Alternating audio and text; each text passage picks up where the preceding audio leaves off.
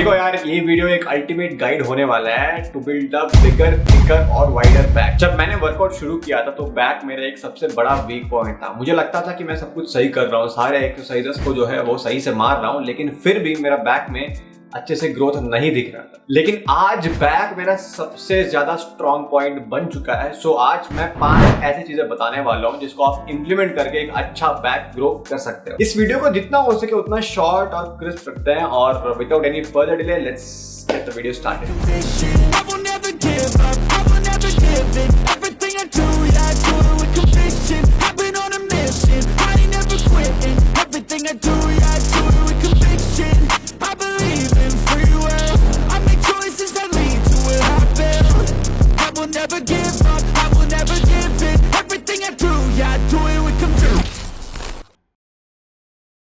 सबसे important point जो मैं बताने वाला हूँ वो है प्रायोरिटाइज रोइंग मूवमेंट। देखो भाई, शुरुआत में जब मैं जिम जाता था तो मैं सिर्फ वर्टिकल मूवमेंट्स लगाता था, जैसे कि lat pull down, pull ups और केबल पुल ओवर, वैसे टाइप का मूवमेंट्स लगाता था। और मुझे लगता था कि सिर्फ बैक का विड्थ बढ़ाने से हमारा बैक अच्छा दिखेगा, लेकिन मैं गलत था। मेरे को कोई इंप्रूवमेंट नहीं दिख रहा था क्योंकि मेरा बैक का विड्थ के साथ साथ थिकनेस बिल्कुल नहीं था। और जब से मैं रोइंग मूवमेंट्स अपने बैक वर्कआउट में इंक्लूड किया हूं तब से मेरा बैक का जो ग्रोथ है वो बहुत ज्यादा हुआ है। सो इसीलिए एटलीस्ट 2 से 3 रोइंग मूवमेंट्स अपना बैक वर्कआउट में इंक्लूड करो, जैसे कि डंबल रोज, बारबेल रोज और केबल रोज। ऐसे रोइंग मूवमेंट्स इंक्लूड करने से हमारा बैक का थिकनेस जो है वो इंक्रीज हो जाता है। ऐसे ही हॉरिजॉन्टल मूवमेंट्स इंक्लूड करके अगर आप बैक का थिकनेस इंप्रूव करोगे तो आपका बैक ओवरऑल अच्छा दिखेगा। एक और बात, जब भी आप कोई से भी मूवमेंट लगा रहे हो, वो चाहे बैक वर्कआउट हो गया, चेस्ट वर्कआउट हो गया, जब भी आप कोई से भी एक्सरसाइज लगा रहे हो तो मेक श्योर कि आप प्रॉपर मसल माइंड कनेक्शन के साथ लगा रहे हो। क्योंकि जब आप कोई से भी एक्सरसाइज लगाते हो तो मसल को फील नहीं करोगे ना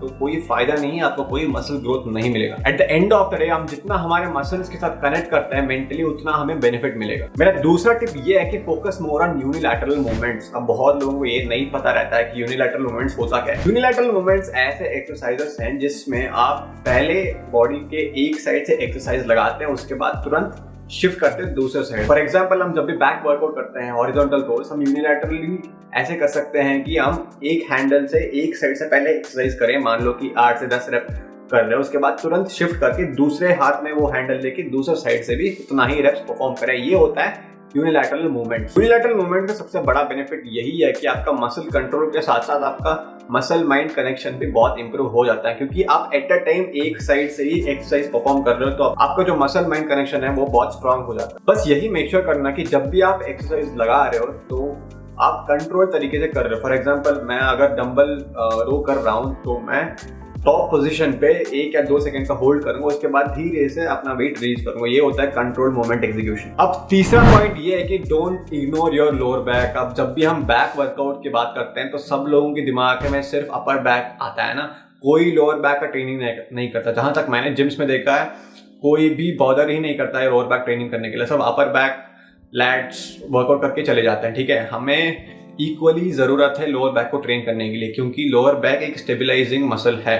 हमें बॉडी, अपर बॉडी और लोअर बॉडी के बीच में जो ब्रिज है ना, वही लोअर बैक है। उसको प्रॉपर तरीके से स्ट्रेंथनिंग करना बहुत ही ज्यादा जरूरी है। अब मैं पर्सनली पावर लिफ्टिंग करता हूं तो मैं डेडलिफ्ट, रोमेनियन डेडलिफ्ट ऐसे मूवमेंट्स में अपना लोअर बैक ट्रेन करता हूं। सो अगर आप कोई से भी डेडलिफ्ट या कोई से भी पावर लिफ्टिंग मूवमेंट्स नहीं करते हो तो आप अलग से एक हाइपर एक्सटेंशन मशीन में आप लोअर बैक को ट्रेन कर सकते हो, और आप रोमेनियन डेडलिफ्ट भी कर सकते हो, उसमें भी लोअर बैक अच्छी तरीके से ट्रेन हो जाता है। जो मैं नेक्स्ट पॉइंट बताने वाला हूँ उससे शायद बहुत लोग डिसएग्री करेंगे, वो है डेडलिफ्ट। डेडलिफ्ट एक्सरसाइज को आपको आपके रूटीन में इंक्लूड करना पड़ेगा। मैं पर्सनली मानता हूँ अगर आपको एक स्टेज के बाद भी मसल बिल्ड और प्रोग्रेस करते रहना है तो डेडलिफ्ट एक अच्छा एक्सरसाइज प्रूव हो सकता है।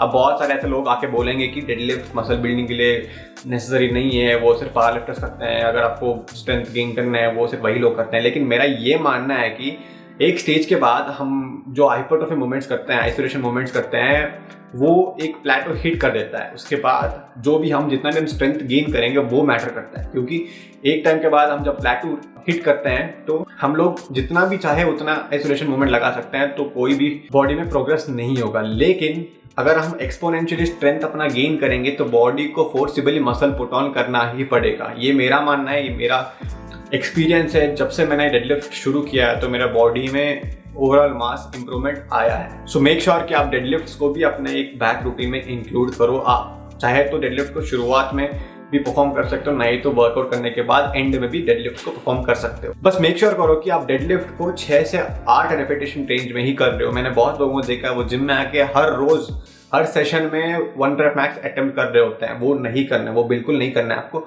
और खास करके पावर लिफ्टर्स भी ऐसे पागलपंती नहीं करते हैं, ऐसे आपको करना ही नहीं है, क्योंकि आप लगातार 1 रेप मैक्सेस अटेम्प्ट करोगे तो लोअर बैक में बहुत ही ज्यादा स्ट्रेन पड़ेगा और बहुत ही खतरनाक इंजुरीज होने का भी चांसेस रहता है। सो मेरा सजेशन यही है कि एटलीस्ट हफ्ते में एक बार डेडलिफ्ट 3 सेट अपना बैक वर्कआउट में इंक्लूड करो और प्रोग्रेस आप खुद ही नोटिस कर जाओ। सो मेरा 5वां और लास्ट टिप यही है कि आपको अपने बैक वर्कआउट में ड्रॉप सेट्स इंक्लूड करना पड़ेगा।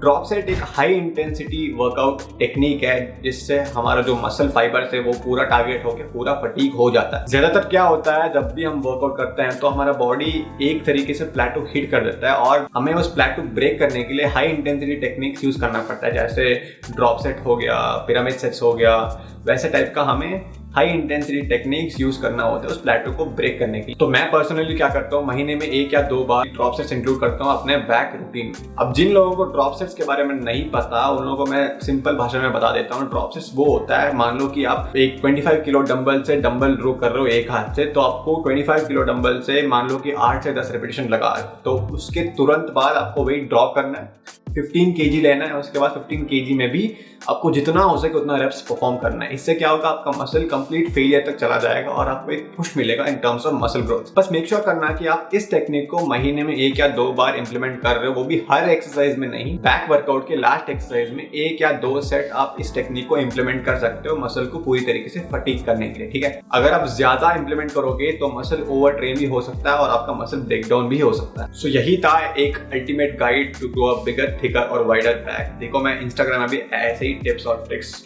डालता रहता हूँ, अपलोड करता रहता हूँ in the form of reels. तो अगर आपको वो चेकआउट करना है तो लिंक डिस्क्रिप्शन में है, उस लिंक को क्लिक करके वो प्रोफाइल चेकआउट कर सकते हो। अगर पसंद आया तो एक फॉलो भी वहाँ पे कर देना, ठीक है। और अगर आप इस चैनल पे नए हो तो सब्सक्राइब करके जाना। मैंने चैनल एनालिटिक्स को चेक किया तो मुझे पता चला कि 50 या 60% ऑफ द पीपल जो इस वीडियो को देखते हैं वो सब्सक्राइब नहीं करते हैं ज़्यादातर, ठीक है। तो मैं यही बोलूँगा कि यार देखो सब्सक्रिप्शन फ्री है, एक क्लिक में आपको बहुत सारा नॉलेज और इन्फॉर्मेटिव कंटेंट मिलेगा, तो आप सब्सक्राइब क्यों नहीं कर रहे हो। तो इसी के साथ आज का वीडियो खत्म करते हैं, मिलते हैं अगले वीडियो में, तब तक स्टे फिट और stay healthy. I move quietly like a shadow, there's a dark side to me. I work privately to go build and create my own dynasty. A new rivalry